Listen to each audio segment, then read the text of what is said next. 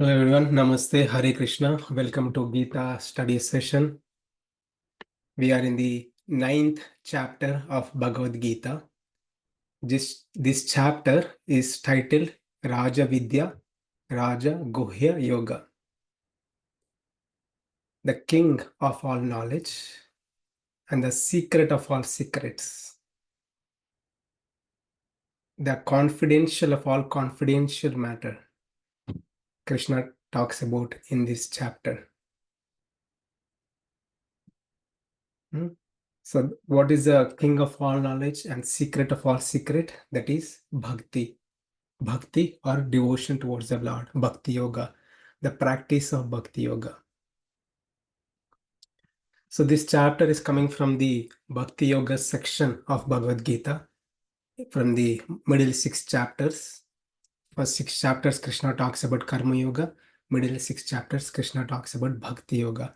Bhakti means love or devotion towards the Lord. It's an emotion we all have towards many things, people or things. We have these loving emotions towards things. The same thing when it is towards the Lord, when it is intensified, or bhakti devotion, that is bhakti yoga. So bhakti yoga is the king of all knowledge because bhakti yoga can help one to attain the Supreme Lord, can help one to break the cycle of birth and death. One can take bhakti devotion as a means to attain the goal. The goal is Supreme Lord and his spiritual abode. If a person goes there, there is no return back. So to go there, to attain the Supreme Lord and the Supreme abode, the means, the vehicle to go there and to attain is bhakti. It's like password. It's like a key. It's like a key to open the door to the spiritual world. The key is openly distributed to us in this age of Kali Yuga. In the past, in Sanatana Dharma, in the past, it was not so openly distributed. But in this age of Kali Yuga, by the mercy of Acharyas, many Acharyas, they have openly distributed and they have given the path of bhakti. The secret to attain the spiritual world is shared with everyone. Okay. So 7th chapter, Krishna talks about himself, who God is, who can be God, what are the different types of people who take shelter of the Lord, who do not take shelter of the Lord. And 8th chapter, Krishna talks about various practices, that is meditation, practice to think about the Lord, meditate on the Lord, by which one can attain the Lord. And 9th chapter, Krishna elaborates more about himself. He talks about his greatness so that we know clearly who this God is. What is the role of this God in our life, in this cosmic existence?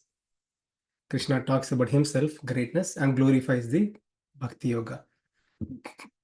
So this chapter consists of 34 verses. So I think we did only one verse last session, and we went deep into the glorification of Bhakti Yoga. So today in this session, we'll do this second section, number 4 to 10. Basically 3 to 10 we'll cover. We'll try to complete as much possible. Krishna starts, I'll give a quick glimpse of this chapter. I know every time we hear Bhagavad Gita, it sounds new. So more we hear, more it sticks with us. More we repeat and hear, it sticks with us. So I'll quickly give a glimpse of it. So Krishna starts this chapter by saying, Krishna himself started, there is no question from Arjuna. Krishna himself says, I'm going to give you the most confidential knowledge because you have faith in me. You're not envious. You have faith in me. You trust me. You accept me. You have been listening to me. I'm going to give you the most secret knowledge. And further says, this secret knowledge is so glorious. It has 8 characteristics. It is Raja Vidya, Raja Guhyam, Pavitramidam Uttamam, Pratyakshavagamam Dharmam, Susukam Kartumabhyayam. That explains the context in this 9th chapter. So what Krishna says, the Bhakti Yoga is so confidential knowledge. We looked at in previous session why it is so confidential. We dwell deep into that, why it is so called confidential.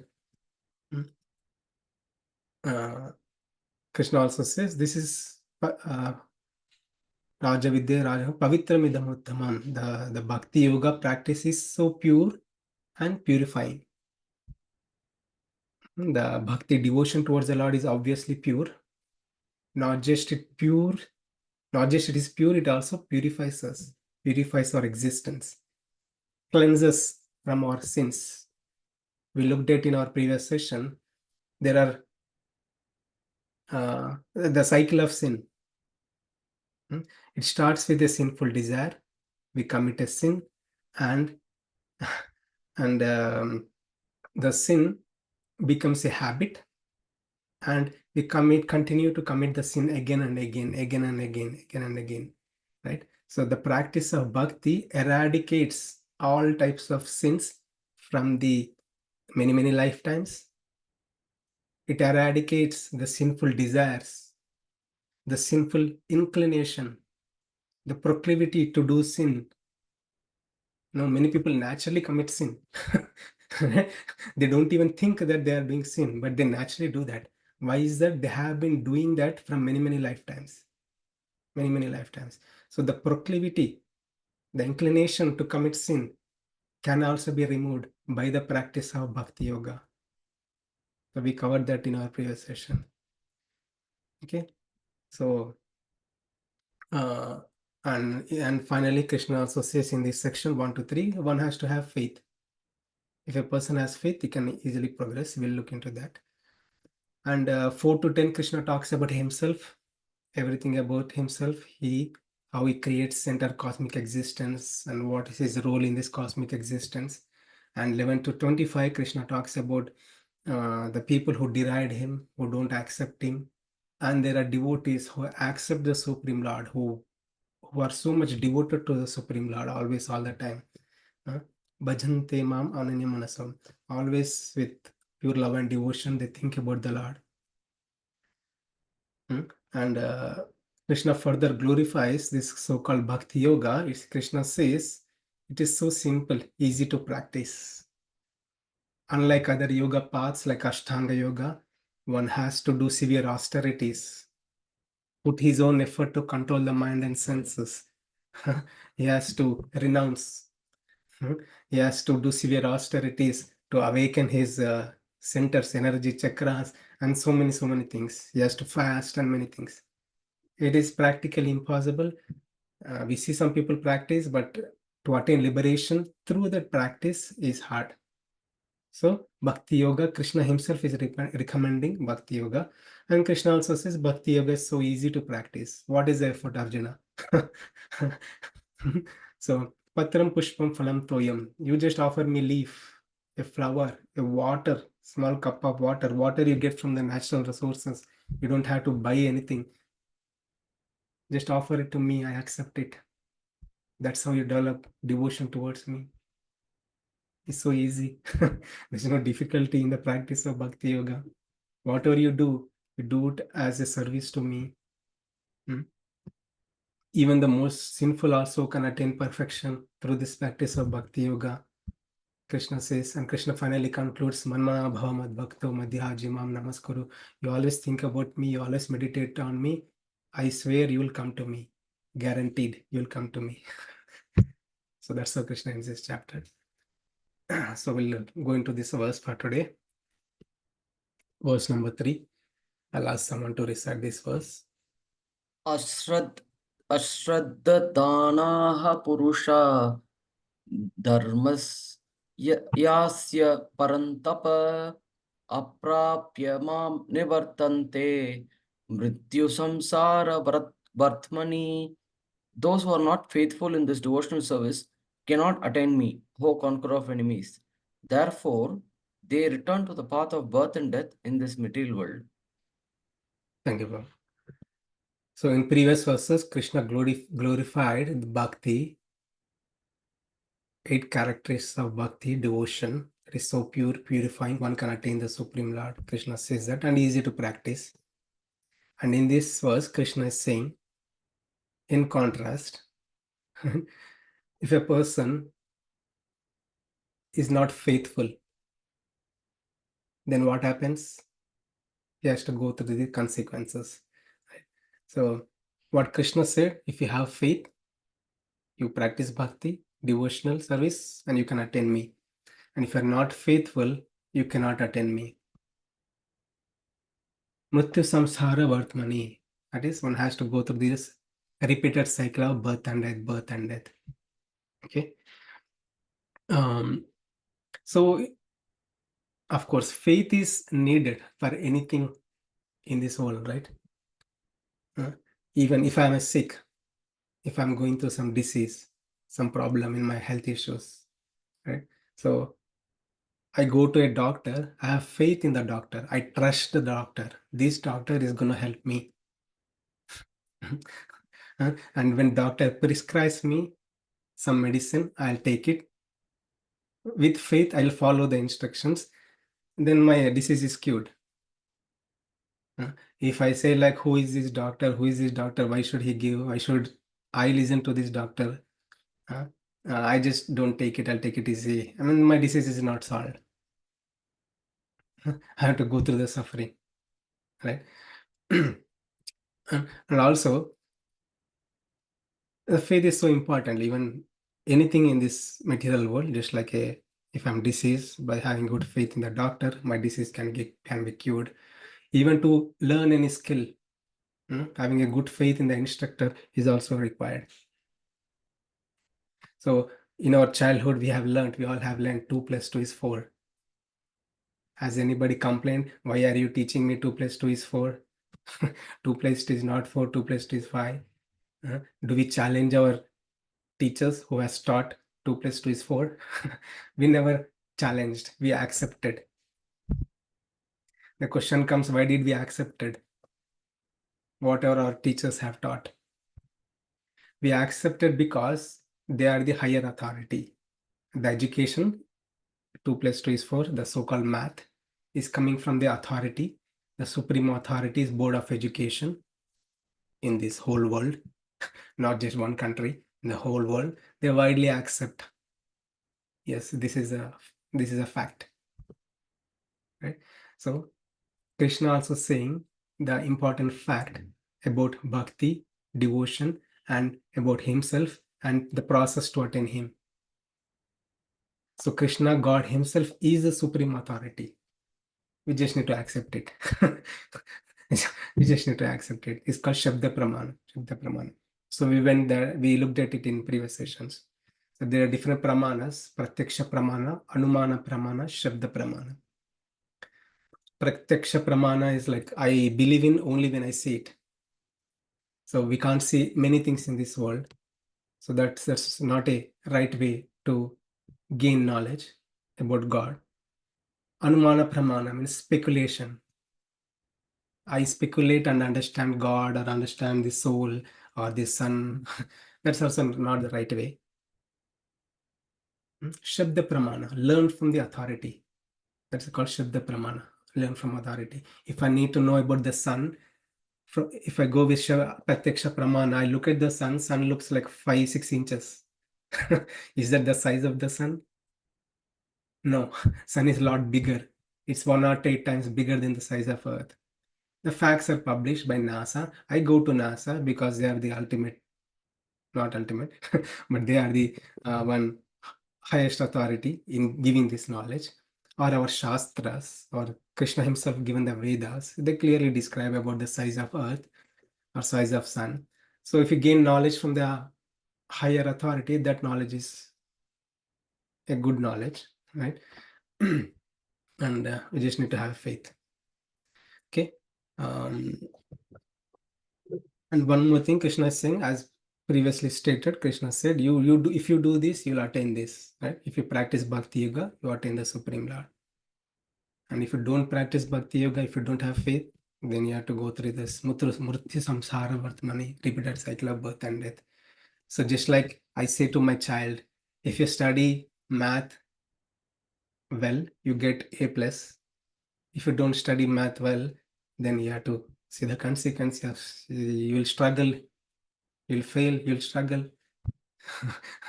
So for my daughter to excel in her studies in the math, she has to practice, she has to have faith in the knowledge and the teacher, and also regular practice is also required. If my daughter practices math every day, it's easy for her to excel in the math. Right? Yeah. So that's what Krishna is saying. If you want to break the cycle of birth and death, you have to have the faith. Okay, okay, we'll move on. So let's see a story.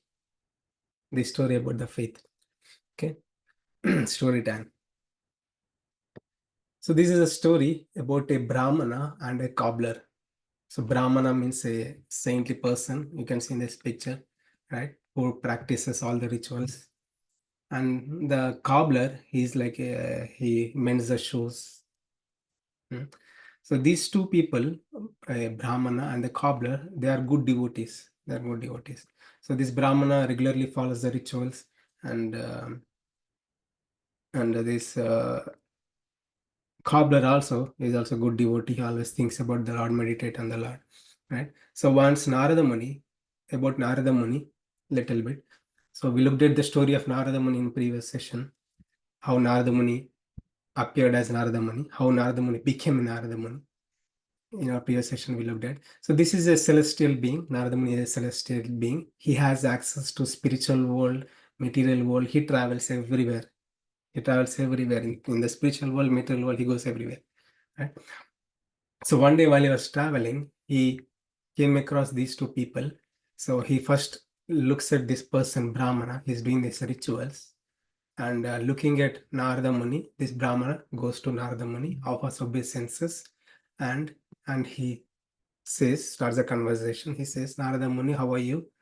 Good to see you here.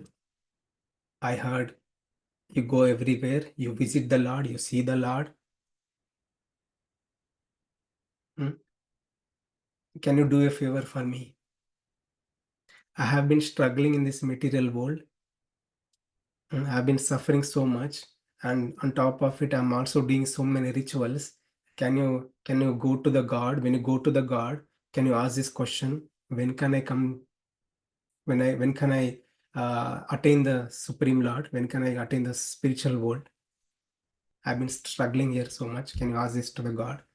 Narada Muni says, yeah, okay, no problem. I'll ask him.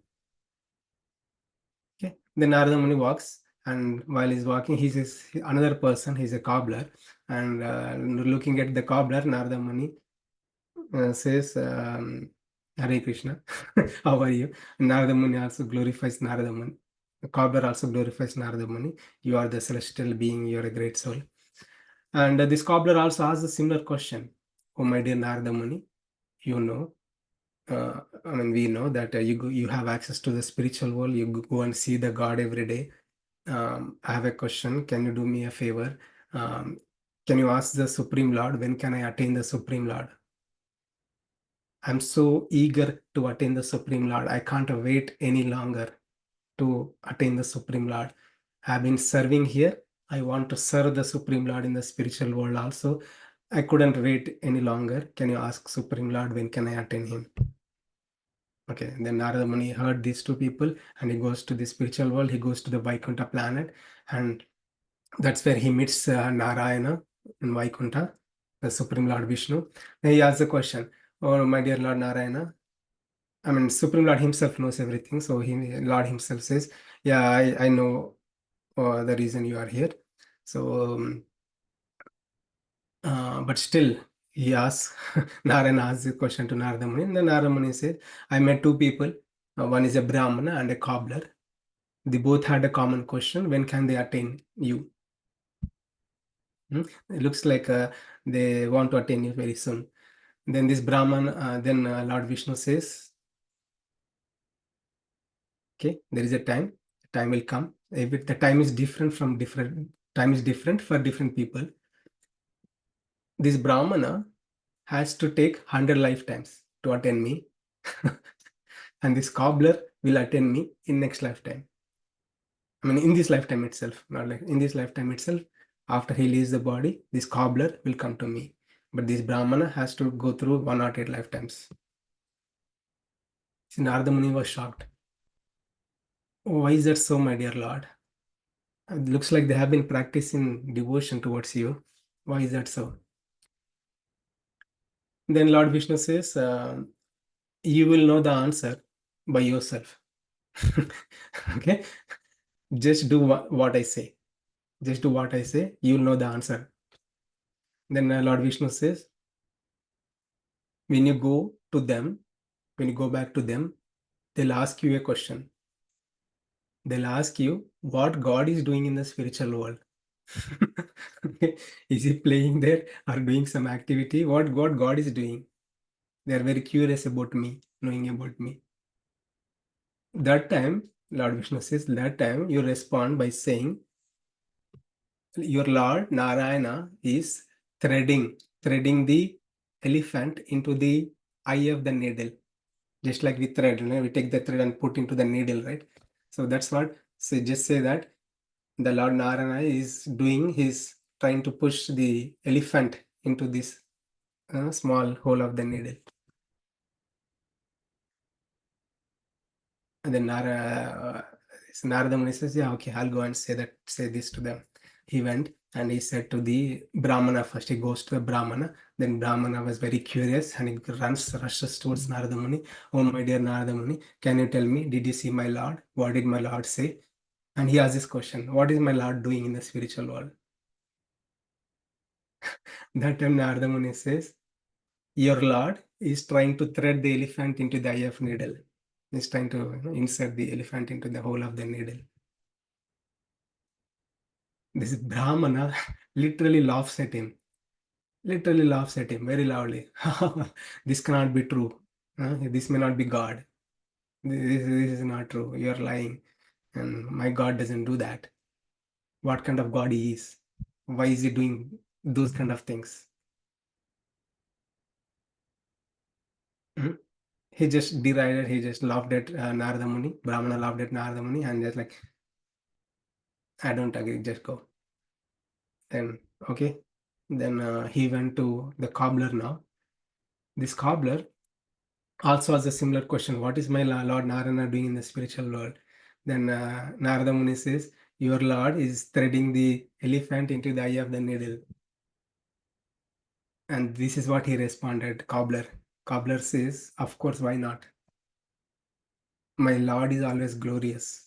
My God is great. He can do anything. He was sitting under a banyan tree. There was a seed of banyan tree. And he says, look at this seed. The huge banyan tree appeared from the small seed. From a small seed, the huge banyan tree appeared. Why not my Lord can insert this elephant into the eye of needle? He can do that. He can do anything. Nothing is impossible for him. Then Narada Muni understood. They have been practicing, but one person has a real faith in the Lord. This cobbler has a real faith in the Lord. He knew who God is, how great the God is. Right? So this Brahmana, he doesn't have real faith. Yes, he's just doing some practices, rituals, but not a full faith about the glories and greatness of the Lord. So the moral of the story is one has to have good faith. Okay. So life lesson, faith is the complete conviction that simply by the practice of devotional service, bhakti yoga, you can achieve all perfection. Okay. So we'll enter into the other section. In this section, Krishna talks about he himself and his relation with this cosmic existence. Okay. So Krishna spoke about this in 7th chapter, and it looks like a repetition, but Krishna gives more details to it. Okay. So I'll ask someone to read.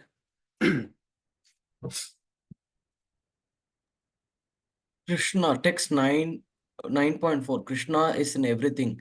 Maya tatam idam sarvam jagat abhyakta murtina matstani sarvabhutani na chaham tesva avastitaha. Translation: by me in my unmanifested form, his entire universe is pervaded. All beings are in me, but I am not in them. Text 9.5. Yet Krishna is not in everything. Nachamat sthani bhutani pasyame yoga aishwaram bhuta brinna cha bhutasto mamatma bhuta bhavanaha. Translation: and yet everything that is created does not rest in me.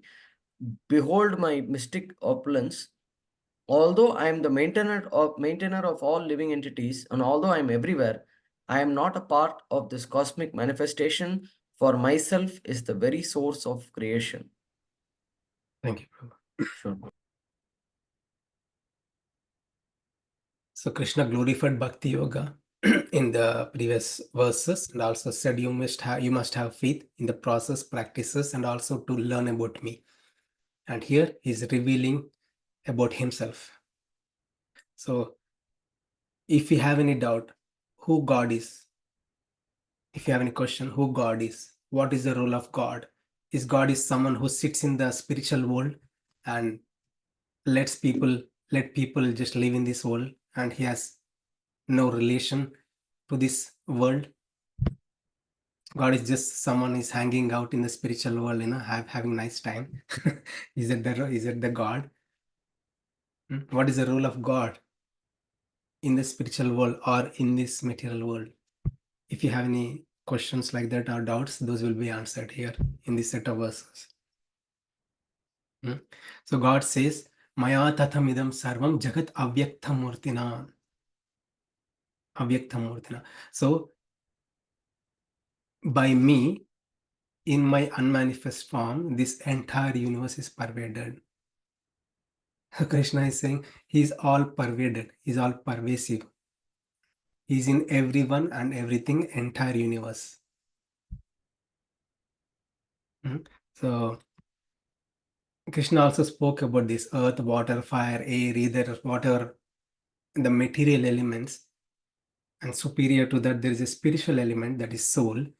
And superior to that, there is a supreme Lord who is the source and controller of everyone and everything. And he is present in everyone and entire cosmic existence. He becomes a super soul.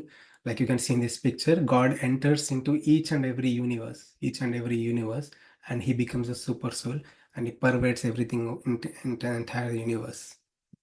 He also resides as Paramatma in the heart of living entity. Krishna, we looked at in 7th chapter, Krishna said, we cannot see the Lord because of there is a covering. Even the Lord is present in everyone and everything. He's present in this laptop, he's present in this water bottle, he's present as Paramatma in the heart of my heart and everyone's heart everywhere. God is everywhere. That's what Krishna is saying. So we cannot see the Lord because of there's a covering called Maya. The covering can be removed by the practice of surrender. And when it's Daivesha Gunamayi Mama Maya Dhuratya Mamevaya Prapadyante Maya Metam Tarantite. Krishna says, I'll remove the curtain. You don't worry. You just surrender unto me. Then you can see me. You can understand me in reality. So Krishna also spoke about very nice things, right? So he is a taste in water. God is someone, who is just sitting in the spiritual world. People say like, God is someone who is sitting in the spiritual world. He has no connection with this material existence. But Krishna in 7th chapter said, he's a taste in water. When we drink water, we can perceive the Lord. We can thank the Lord. Oh, Krishna, it's because of you being present, water got its glory. The water is so tasty because you're present, because of your presence. Krishna says he's a heat in the sunlight. And he's a heat in the fire. He's a source of sunlight. So many things he said, right? Yeah. So the great souls who can see this, or the all-pervasive aspect of the Lord, the great souls like Prahalada, he was so much devoted to the Lord, he could see that wherever he could see the Supreme Lord. So his father, Hiranyakashipu, challenged him, like, really, is it true? Can you show me? Can you show me the God in this pillar? Prahlad said, yeah, of course. not in this pillar, where any pillar, wherever you go, you'll see the Lord. So God is present everywhere. But Hiranyakashipu did not believe that. So he punched the pillar and Lord appeared as Narasimha. Just to prove the word of his devotee that the Lord is present everywhere. So we cannot see the Lord. The great souls can see the Lord. So another important point. So seeing the Lord doesn't mean that we have to physically see. We could see everything in connection with the Supreme Lord. That is also seeing the Supreme Lord. So there was a great devotee. His name is Jayapataka Swami. So this Swamiji, while he was going, he looked at a person wearing a t-shirt. A t-shirt he was wearing, like everybody wears t-shirt, and the t-shirt has a logo on it, in a logo acronym, right? So logo. So the logo says GAP. So there is a different logos. People, Aeropostale, Hollister, right? There is a brand. There's a brand called GAP, right? So this person was wearing a t-shirt GAP. The Swamiji looked at it and said, GAP. GAP. Govindam Adi Purusham. Govindam Adi Purusham. so GAP is a brand, but the vision of this saintly person, he's trying to see in connection with the Supreme Lord. Govindam Adi Purusham is nothing but Krishna. He's trying to see Krishna in everyone and everything, right? So that's a vision one would have when our consciousness is purified by the regular practice of hearing and chanting the holy name of the Lord. Okay, so anyway, the first point Krishna is saying in this verse is Krishna is all pervaded. How is all pervaded? In his unmanifest form. He's not physically present, but by his energies, he's all pervaded. And Krishna talks about another aspect here. All beings are in me, but I'm not in them. What does it mean? All beings are in me, not in them. Right?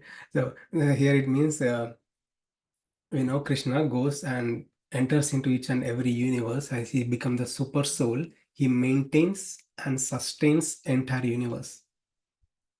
The universe is in its shape, the earth, sun, various planetary systems, various stars.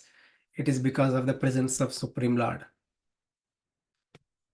Just like body soul relationship, right? For my body to function, there is a soul.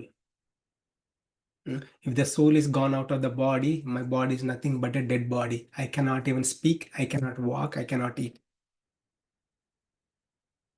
So similarly, the Lord becomes the super soul or the soul of the entire universe. The cosmic existence cannot function without the presence of Lord. So just like body soul relationship, same thing.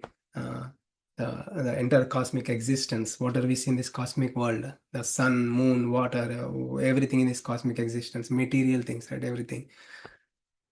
They are working because of presence of the Lord. They are dependent on the Lord. That is the point. And I'm not in them. So he's present as Paramatma in them, but not in them means like God is not dependent on them.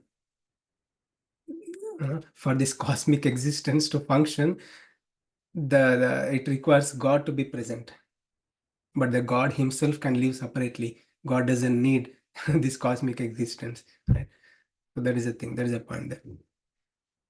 So, and that is number 4. And number 5, Krishna makes a different statement here. So he said, everything is in me. And immediately he said, everything is not in me. Matsthani sarva bhutani, he said in 4th, and nachamatsthani bhutani. Masthani, in me, everything, all this entire existence, cosmic existence in me, says Krishna, and immediately says is not in me. What does it mean? Contradicting statement. So we need to understand, go deeper into and break this nicely. Acharyas are giving very nice explanations what Krishna is saying. So we can understand by this example. Okay, Adharam and Adheyam, right? If you take a glass of water, take a glass of water.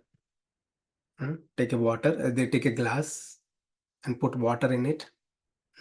So what is the support for water? What is the support of water? What is holding this water? Glass is holding this water. Glass is holding this water. Glass becomes adharam. This is a support, right? The same thing. If you say my example, I'm sitting in this chair. I'm sitting in this chair. What is supporting me to sit on this chair? Easy. That's my chair. Because of this chair, I'm able to sit. So what is supporting me? What is supporting this chair? This chair is supporting me to sit here. What is supporting this chair? My house in the second level is supporting me. So what is supporting this second level? There are pillars and there is a basement. There is a first level. Okay, what is supporting this first level? What is supporting my entire house so that I can sit on my chair? Earth. There's Earth globe. My house is on the Earth globe, where I can where everything is supported and I can nicely sit. Okay, let's go zoom out. Right? Zoom out. So what is supporting this Earth where I can nicely sit on my chair and talk? Who is supporting this entire this Earth? Is anyone literally holding this Earth? In case of me, I'm held by this chair. This chair is supporting me so that I can sit. And for this chair, this house is supporting. And for this house, the earth is supporting. For the earth, we all know it's a space, nothing but space. There is nothing there, is space. The big ball, so-called earth, is floating there. The God is not physically holding it. But Krishna is saying, because of his energies. It's a very beautiful point. So what does it mean? Krishna says the contradicting statement does not rest in me, does not rest in me the way we think. What we think, what we think, someone is holding it. But the earth, nobody is holding it. Krishna himself is, it is within the Supreme Lord, but in a invisible way. The God is not physically holding the earth planet and sun planet, moon planet with many, many hands. No, he's not doing that. By his energies, he's all pervaded, and by his energies, he's making sure they are in orbit. So that is the meaning. He's present and not present. He's not present in the same way we think. He's present in a subtler way, in an invisible way. That is the meaning there. That's why Krishna adds this statement, Pashyame Yogam Aishwaryam. Look at my mystic opulence. I can do this. We cannot do this. We need a adharam. Hmm? We need something to support us.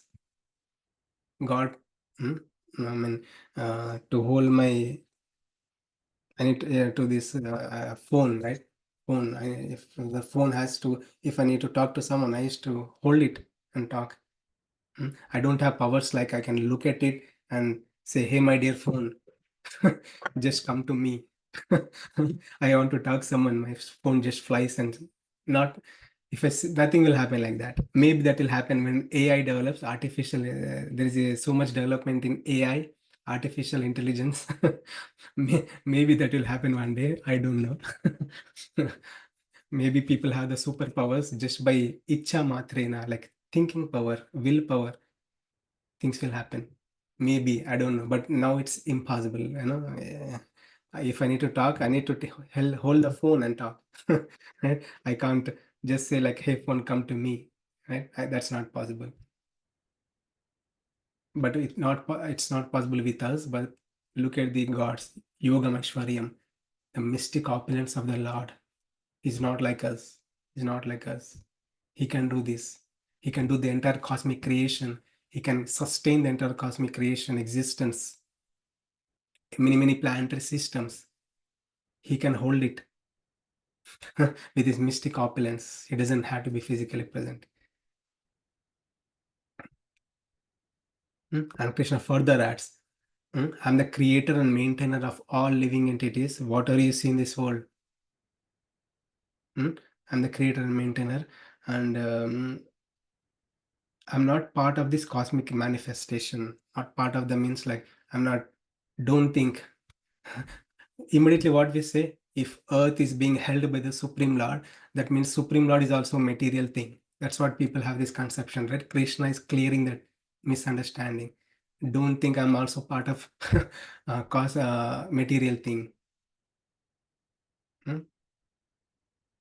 And myself, I'm the source of the creation. I'm not part of the creation. I'm the source of creation. By my mystic opulence, I'm holding this. I'm becoming the Adharam, the supporter and sustainer of entire cosmic existence. So Krishna is very nicely talking about his greatness and glories. So if you think God is someone who is just sitting in the spiritual world and he's not, and he doesn't have any relation with me in this world, and he doesn't have any relation with the material world, if you have that misunderstanding, that can be cleared, that will be cleared with these beautiful verses 4 and 5. God has a role to play. God is also maintaining us, sustaining us. Okay. So life lesson, Krishna's glory is inconceivable yet relishable. Okay, we'll move on. Krishna gives an example how he's sustaining the entire cosmic existence in a invisible way. So this example we'll see. यथाकाशस्थितो नित्यं वायुः सर्वत्र गो महान् तथा सर्वाणि भूतानि मत्स्थानिति upadaraya. Understand that as the mighty wind blowing everywhere rests always in the sky, all created beings rest in me. Thank you, Prabhu. So in the previous verses, Krishna said he is a source and he is a source of entire creation, and he's maintaining and sustaining in a subtler way, in an invisible way. Can you give an example, Krishna? Yes, this is example Krishna is saying. So take this example, just as like a wind, the mighty wind, Mahavayu, the wind. The wind goes everywhere. There is a wind, wind is there. The air or wind is there in this house, outside my house, entire St. Louis, entire world, entire world, entire this Earth planet, entire this Earth planet, everywhere. There is air everywhere. Even though the Earth is everywhere, it is bounded. It is within this uh, boundaries of space. Right? There's a space. So similarly, the entire cosmic existence and living beings, we are bounded, held by the Supreme Lord in a subtler way, invisible way. So just like air is bounded within the space, we cannot see. Where is air everywhere? Right? So Supreme Lord is also giving us his in a subtler way, in an invisible way. He's giving example. So by this example, Krishna is speaking the same fact that all the created living beings, the moving beings, the Chitavasu, Achitavasu, the dull matter, that the matter which doesn't have consciousness. Like my phone doesn't have a soul, right? It doesn't have consciousness. I have a soul. I'm a soul. I have this body. I have consciousness. I can do things. So Chit and Achit was so everything whatever we see in this universe is everything rests on Supreme Lord. And he maintains and sustains us. Okay, so we'll move on. Text 9.7 Periodic creation and destruction. Sarva Bhutani Kaunteya Prakritim Yanti Mamikam Kalpakshaye Punastani Kalpadau Visrjami Aham. O son of Kunti, at the end of the millennium, all material manifestations enter into my nature, and at the beginning of another millennium, by my potency, I create them again. Text 9.8 Krishna's will. Prakritim swam avasthabhya visrjami punaha punaha bhutagramam imam kritsnam avasam prakrithir vasat. The whole cosmic order is under me. Under my will, it is automatically manifested again and again, and under my will, it is annihilated at the end. Yeah, well, Sure.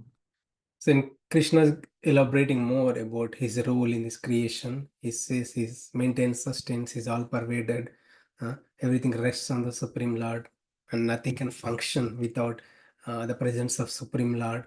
And the way he exists is also inconceivable in a mystic way. Only God can do that inconceivable way. Is sustaining this entire cosmic existence. So we can see how much Lord is involved in this entire existence.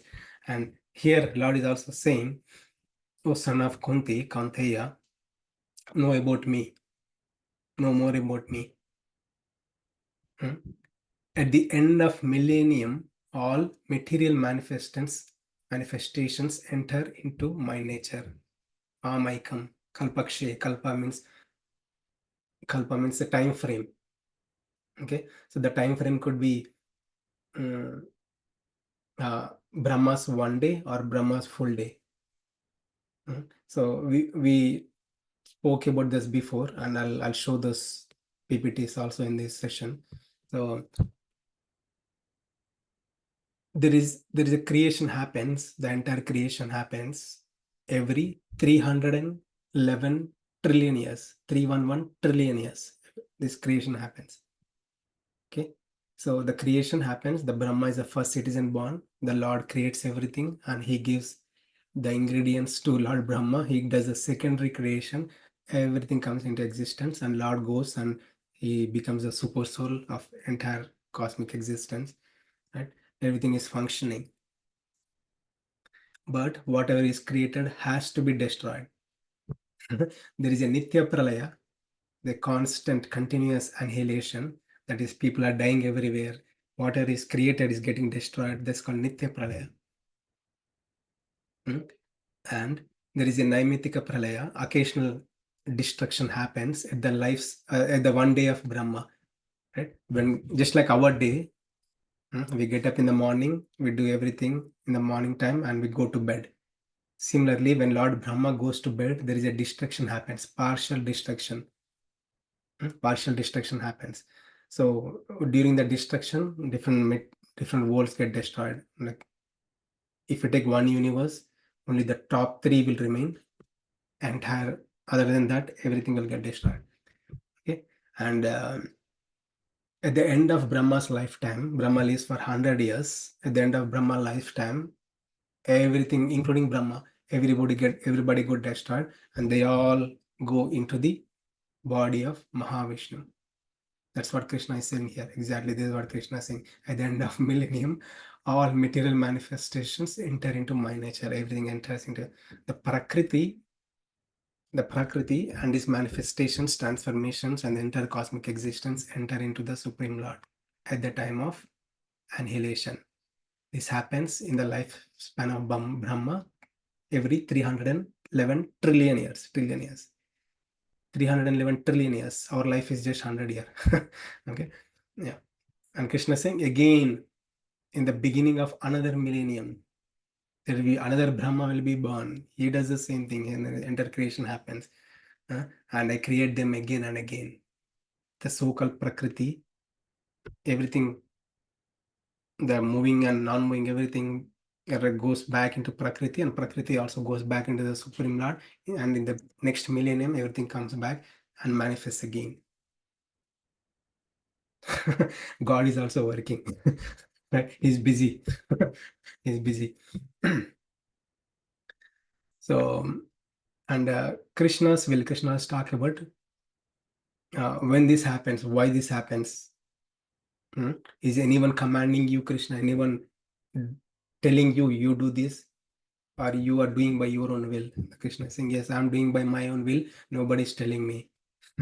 Under my will, it is automatically manifested and unmanifested, and under my will, it is annihilated at the end.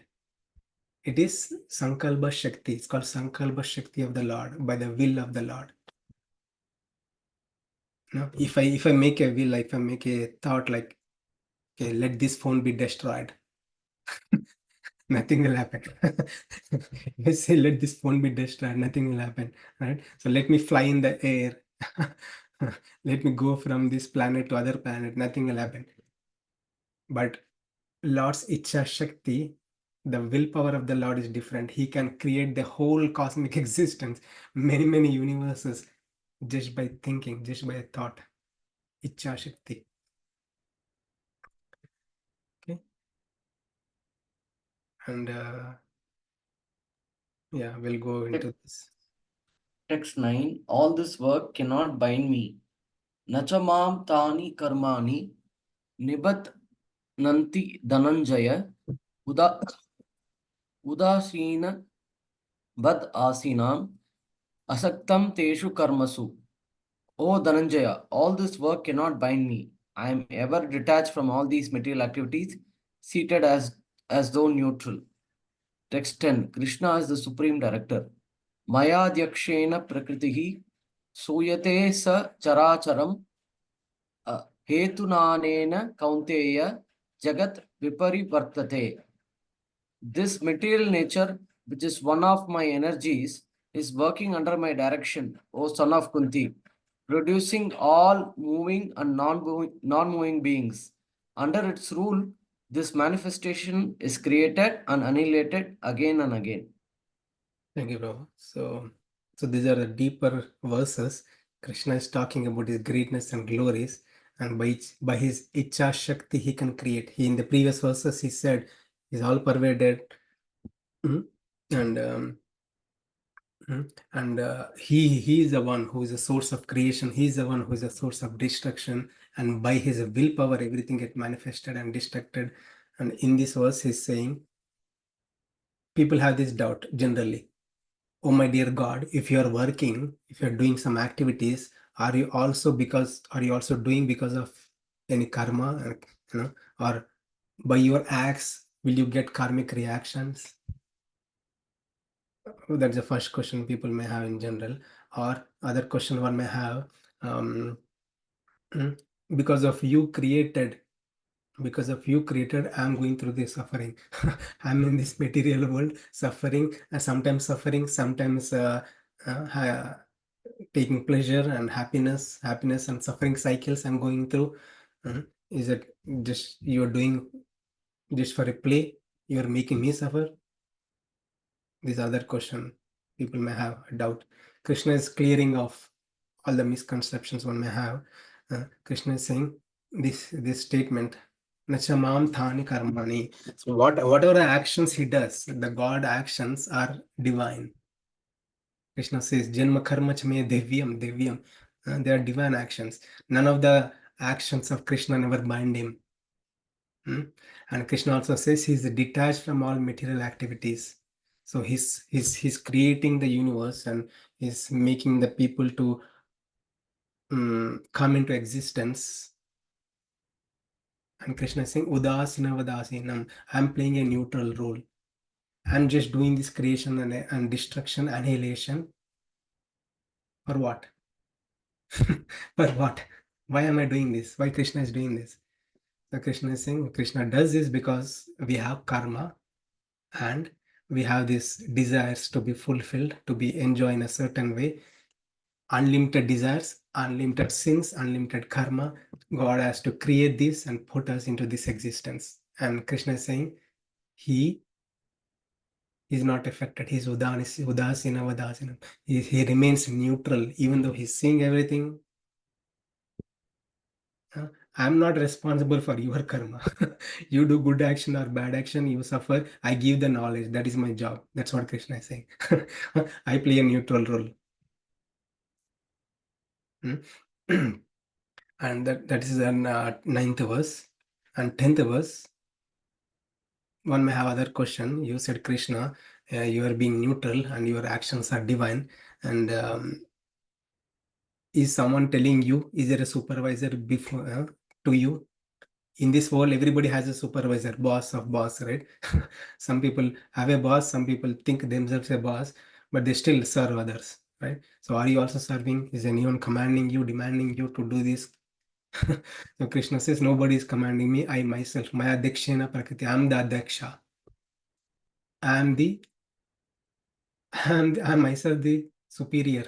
I'm the supervisor. Everything happens by my supervision. Under my direction, everything, the cosmic existence creates, destroyed, and every moving and non-moving being, Chit vastu, Achit vastu, Jada vastu or Chetana vastu, right? This dull matter, this laptop, phone, or water bottle, dull matter, no consciousness, or the people who have consciousness, the soul, the dog, cat, and many things, right? The moving and non-moving beings, everything come into existence. Who is doing this? Supreme Lord. Who is directing the Supreme Lord? Nobody. He himself is directing the Prakriti to transform into many things. And he is making sure the living beings come into existence. And Krishna is saying, whatever is created will be annihilated again and again under my supervision. Under my supervision. So Krishna is talking everything about himself, how great the Supreme Lord is, what is the role of God in this cosmic existence, and also clearing all the misconceptions people would generally have about God. I know I went really fast. If you have any questions, we can discuss. And this is the time. If you give me 5 more minutes, we'll recap on what we have covered in 7th chapter. So about creation, destruction, and spiritual world, material world. If you want to stay, please feel free to leave also. We'll quickly cover. So if you see this entire existence, there are two realms. There is a spiritual realm and the material realm. Okay. So spiritual realm is a three-pada vibhuti, three-fourth of the entire existence. Right? And the material world is just one-fourth of the material existence, and one-fourth of the existence, right? And if you can see this, the material existence, I'm talking about not just Earth, right? Not just one universe. I'm talking about many universes. It doesn't matter. Many universes. It is still one-fourth. It's so small, tiny compared to the spiritual world. So the spiritual world is so big, so huge. It is threefold of the existence. Okay. So Krishna is talking about this one. This realm, material realm, gets created and annihilated again and again by the will of the Supreme Lord. And he's the source of creation. From him, many universes get manifested, and he goes as Paramatma, super soul, and resides as super soul into the universe. He becomes the super soul of the entire universe. The entire universe is functioning because of presence of the Supreme Lord. That's what Krishna spoke in these verses today. You can see the Mahavishnu enters into each and every universe. He becomes Garbhodaksha Vishnu. And you can see this one globe. This is one universe. The Lord lies here, and there are many planetary systems. We are here, our Earth planet. Underneath Earth planet, there are 7 planetary systems and 7 upstairs. Like if you take a 14 level building, 7 below it, 7 above it, right? So like above Earth planet, there are different realms. There is a realm of heaven planet and realm of Brahma, Lord Brahma, and underneath the lower planetary systems, level of Patala, Vitala, Patala, hellish planets. So we went through this in detail in previous sessions. I'm just recapitulating it real quick in a few minutes.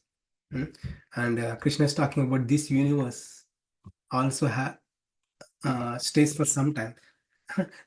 This universe, whatever is created, including Earth planet, stays until the lifespan of Brahma, that is 100 years. There is a partial annihilation. There is a total annihilation. Partial annihilation, you can see, except the top 3, everything will get destroyed. That is partial annihilation that happens during the one day of Brahma. And there's a total annihilation when Brahma is 100 years and everything, including this globe, everything get destroyed.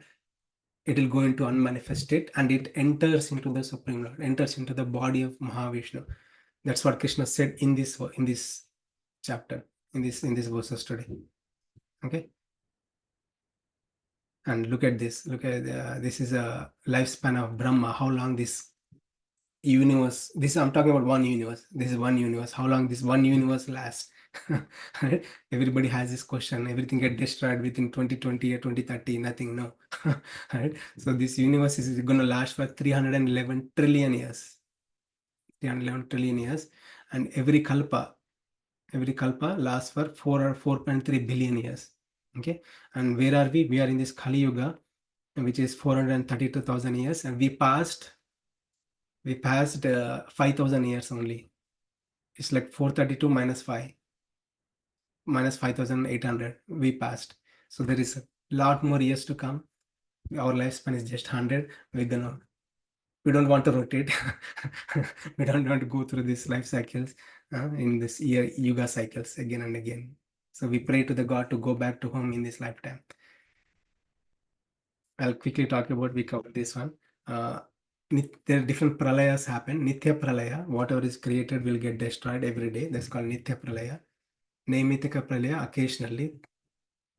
During the one day of Brahma, there is annihilation. And the total annihilation when the Brahma lifespan ends, like 100 years, total annihilation.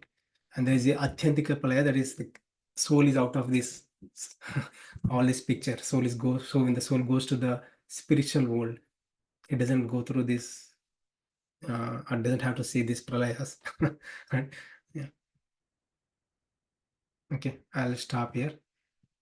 I know I quickly went through, we covered those in detail in previous sessions, but if you have any questions or discussions, we can do now. Thank you all for patiently listening and attending and hearing the glories and greatness of the Supreme Lord. Now we know who God is. Okay, so if you have any questions, thoughts, or sharings, please feel free. Otherwise, we'll see you all next Wednesday, same time, 6:30 p.m. But please feel free to share your thoughts and realizations. Thank you, Hare Krishna. Thank you. Thank you, Miraji. Good to see you. Thank you, Hare Krishna. Hare Krishna, Lakshmi ji. Any questions, thoughts? Hare Krishna, Prabhu. Hare Krishna. And thank you for the wonderful class, Prabhu. One thing which I wanted to ask was, Prabhu, like, so there is emphasis where Krishna says, I do all the material creation and destruction, but I am unattached, right? There's a lot of emphasis on that. Why is that, Prabhu? Yeah. He's unattached. Like, what does that mean when one is attached to any duty? He likes to do. Attachment is like I'm attached to eating gulab jamun every day. Right? Because I like to do. I like to eat, I want to taste, and I want to enjoy. But the Lord's thing is not that. He could create by his will, but is not because of his so much attached to doing it, but because of his causeless mercy, he does it. Causeless mercy is like he wants the souls to get liberated by learning the scriptures and the paths to attain the Supreme Lord. Sure, Prabhu. Okay. Yeah. Any other thoughts? And thank you for the story of Cobbler and Brahmana, Prabhu. It's very, very, like, conveying that, how important is faith. Yeah. Because the Brahmana might be doing rituals every day and everything, but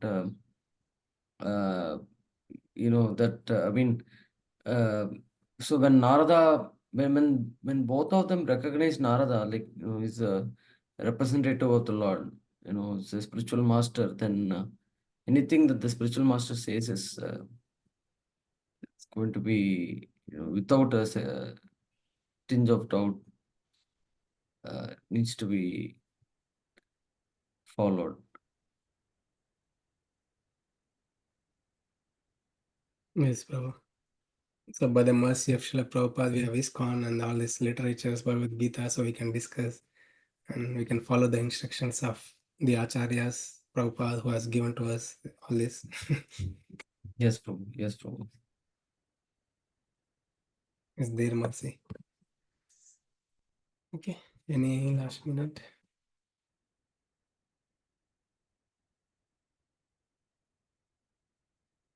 Maybe I'll ask Lakshmi Priya ji, how is that all these things? It's too heavy for you, or you could able to understand? Yes, it's very heavy.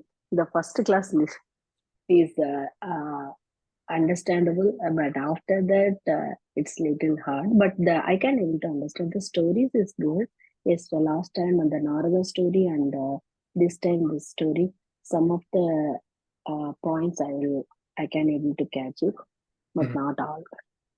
Thank you for it. Yeah, thank you, thank you. I know it's even the scholars, if you study entire Bhagavad Gita, if you do course also, right? Mhm. There's a Bhakti Shastri course. Even if you do that course also, it is sometimes hard.